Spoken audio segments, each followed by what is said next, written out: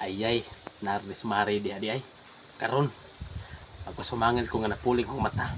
Aron iya ko patuan sa iyang gatas. Aron makakita ko sa iyang boobs. Karon. Mari, Pare, unsay tuyo nimo?